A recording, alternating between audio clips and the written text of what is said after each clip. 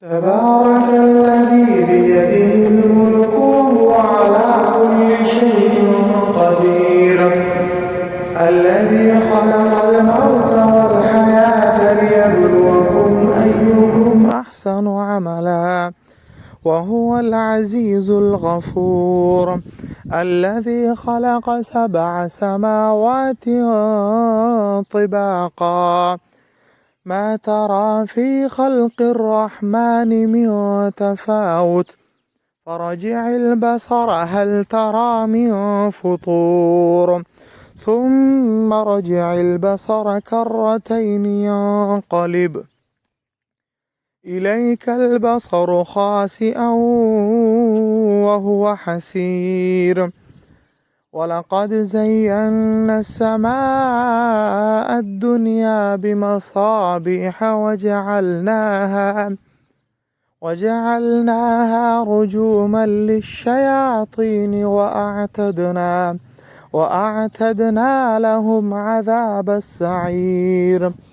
وللذين كفروا بربهم عذاب جهنم وبئس المصير إذا ألقوا فيها سمعوا لها شهيقا وهي تفور تكاد تميز من الغيظ كلما ألقي فيها فوج سألهم خزنتها ألم يأتكم نذير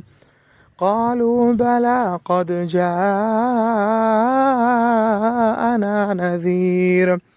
فكذبنا وقلنا ما نزل الله من شيء إن أنتم إلا في ضلال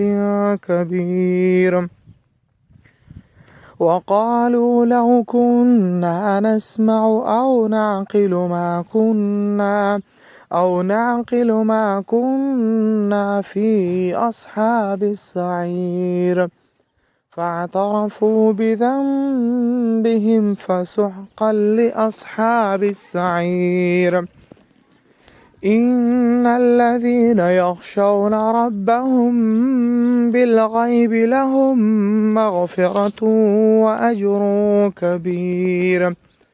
وأسروا قولكم أو اجهروا به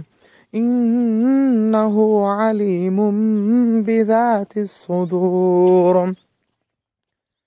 ألا يعلم من خلق وهو اللطيف الخبير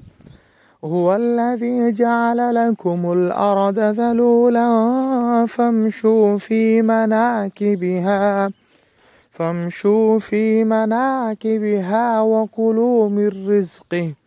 وإليه النشور أأمنتم من في السماء أن يخسف بكم الأرض فإذا هي تمور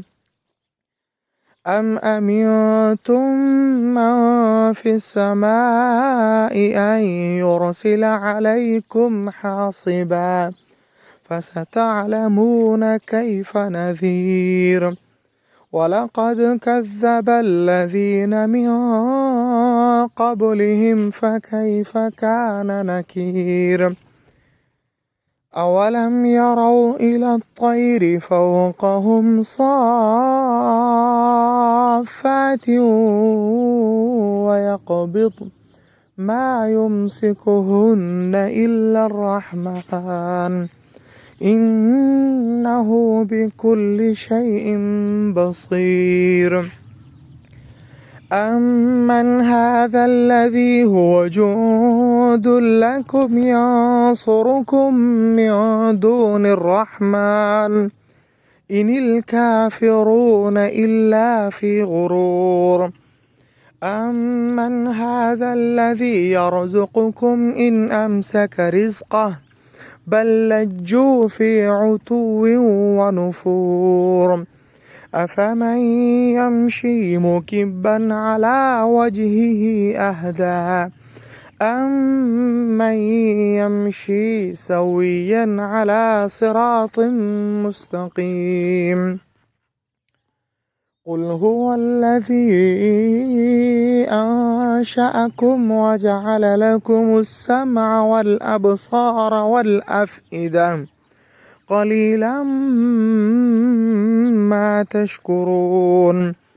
قل هو الذي ذرأكم في الأرض وإليه تحشرون ويقولون متى هذا الوعد إن كنتم صادقين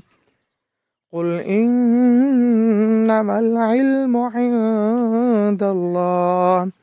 وإنما أنا نذير مبين فلما رأوه زلفة سيئت وجوه الذين كفروا وقيل هذا الذي كنتم به تدعون قل أرأيتم إن أهلكني الله ومن معي أو رحمنا فمن يجير الكافرين من عذاب أليم قل هو الرحمن آمنا به وعليه توكلنا فستعلمون من هو في ضلال مبين قل أرأيتم إن أصبح ماؤكم غورا فمن يأتيكم بماء معين